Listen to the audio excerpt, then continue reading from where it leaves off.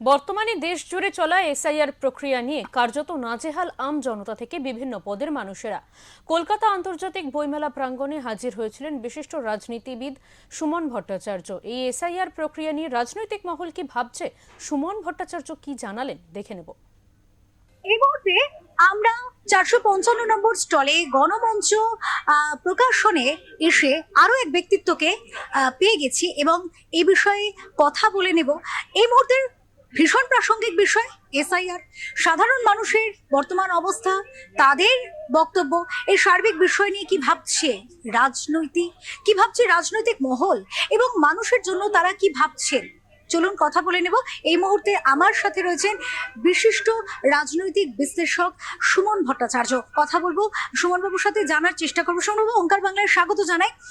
বর্তমানে ভীষণ প্রাসঙ্গিক একটি বিষয় এসআইআর নিয়ে 2রা ফেব্রুয়ারি মমতা বন্দ্যোপাধ্যায় এবং অভিষেক বন্দ্যোপাধ্যায় দিল্লিতে যাচ্ছেন। তারা এই বিষয়ে বিরোধিতা প্রতিরোধ একটা তৈরি করার চেষ্টা করেও চলেছেন। মানুষ অসহায়, বারবার তারা নানান রকম অভিযোগ তুলছে, মৃত্যু ঘটছে, একটা বলা যেতে পারে হাহাকার অবস্থা। কি বলবেন? দেখুন, প্রথমে আমি আপনাকে বলবো, আপনি কোথায় এসেছেন? বইমেলায়।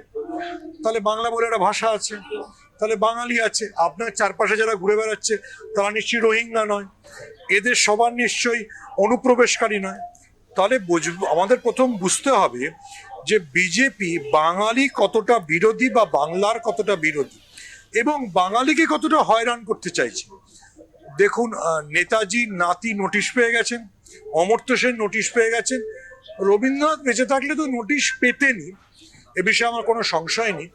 আমার ধারণা যে যাদের আমরা বাঙালি বলে চিনি, বিবেকানন্দ এবং রামকৃষ্ণকেও নোটিশ দিয়ে দিতেন যে নিশ্চয়ই ওপার বাংলা থেকে এসছে।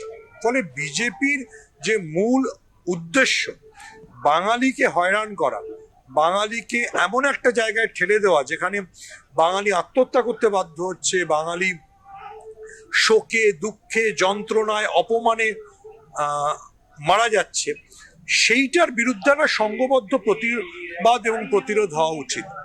এটা ভালো যে মুখ্যমন্ত্রী মমতা বন্দ্যোপাধ্যায় প্রতিবাদ করছেন, কিন্তু আমি বলবো এটা একটা সর্বদলীয় হওয়া উচিত। মানে এটা শুধু মমতা বন্দ্যোপাধ্যায়ের এজেন্ডা নয়। এই যে কংগ্রেস বা সিপিএম এর লোকরা ভাবছে যে আচ্ছা ঠিক আছে, তৃণমূলের ঘর পুড়ছে, খুব ভালো, এটা বুঝতে পারছি না যে এটা সমগ্র বাঙালি জাতির জন্য সংকট। এটা শুধু তৃণমূলের সংকট না, সিপিএম এর সংকট না, কংগ্রেসের সংকট না, এটা আবারও আমি রিপিট করছি, বাঙালি জাতির সংকট। বাঙালিকে যেভাবে কোণঠাসা করেছে বিজেপি, আপনি আপনি নিজের দলের লোকদের দেখুন, স্বপন দাশগুপ্তকে নোটিশ দিয়ে দিয়েছে। ফলে আমাদের বুঝতে হবে যে নিশ্চয়ই পশ্চিমবঙ্গে 1.5 কোটি সন্দেহভাজন লোকও নেই। আর আমি যেখানে দাঁড়িয়ে আছি বইমেলায়, নিশ্চয়ই আমাদের চারপাশে রোহিঙ্গারাও ঘুরে বেড়াচ্ছে না।